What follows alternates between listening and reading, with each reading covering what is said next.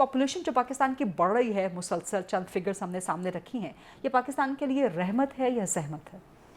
देखिए, आई थिंक जो आपने अपनी इंट्रोडक्शन में बात की ना, ये रहमत और ज़हमत का जो एक सिंपल अंडरस्टैंडिंग है वो ये है कि अगर आपके पास आबादी से मुताबिकत के वसाइल हैं तो फिर तो रहमत ही है।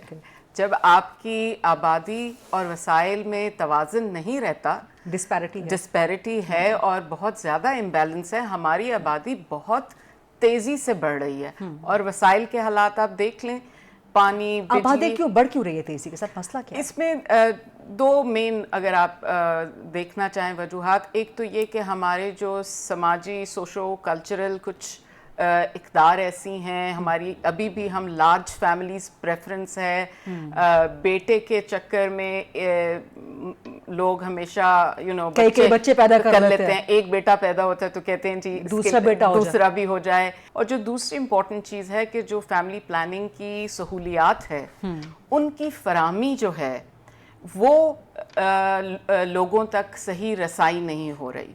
सिंपल सी बात है कि अगर जो लोग फैमिली प्लानिंग करना चाहते हैं, हमें डेटा बताता है कि 17% ऐसे कपल्स हैं जो फैमिली प्लानिंग करना चाहते हैं लेकिन कर नहीं पाते क्योंकि उनके पास सहूलियात नहीं है। सहूलियात उन तक पहुंच नहीं पाते या अवेयरनेस नहीं है?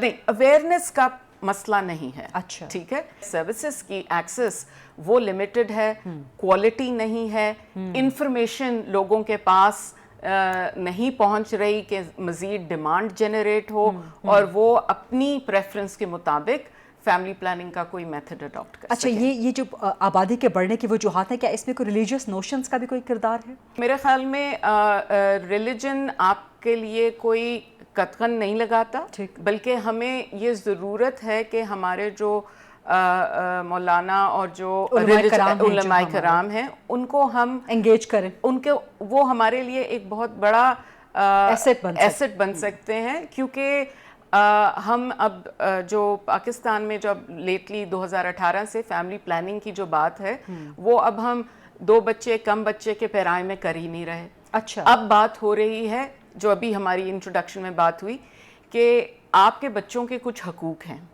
ठीक है, आप कि बच्चों, आप एज पेरेंट्स आपकी तालीम चाहिए, अच्छी लाइफ, कपड़ा, सर पे छत, इवन प्यार मोहब्बत भी वालिदैन का। जब तक आप अपने बच्चों के हकूक पूरे कर सकते हैं, ठीक है ना, अगर आप में वो कैपेबिलिटी है तो आप उसके मुताबिक, अपने वसाइल के मुताबिक अपने ख़ानदान का साइज रखें। राइट, कि जो फैमिली प्लानिंग के या बर्थ कंट्रोल के मेथड्स हैं वो हमारी सोसाइटी में वुमेन ओरिएंटेड हैं, फीमेल ओरिएंटेड हैं। इसको हल्का सा शिफ्ट करके हम मेल ओरिएंटेड बर्थ कंट्रोल या mail oriented family planning methods की तरफ किस तरह जा सकते हैं? और ये चंद ऑर्गेनाइजेशंस तो इस मेथड को अडॉप्ट कर रही हैं या इस कैंपेन को अडॉप्ट कर रही हैं या इस अवेयरनेस प्रोसेस को अडॉप्ट कर रही हैं, लेकिन क्या स्टेट की सतह पे, हुकूमत की सतह पर मौजूद है ये चीज़? देखिए, ये जो कॉन्ट्रासेप्टिव प्रेवलेंस रेट है पाकिस्तान का तकरीबन 34% है और काफ़ी अरसे से स्टैगनेंट चल रहा है। जब आप रीजनल देखें, बांग्लादेश, इंडिया, श्रीलंका, वो सब 50-60% से ऊपर हैं जी। सो हमारे यहाँ डेफिनेटली ये चैलेंज है कि मेल इन्वॉल्वमेंट किस हद तक ज़रूरी है। आपको पता है सिर्फ 10% ख़वातीन पाकिस्तान में इंडिपेंडेंटली अपनी सेहत के ऊपर कोई फ़ैसला कर सकती हैं। बाकी जो है This is backed by statistical data. जी, ओनली इंडिपेंडेंटली। बाकी सिर्फ 10%?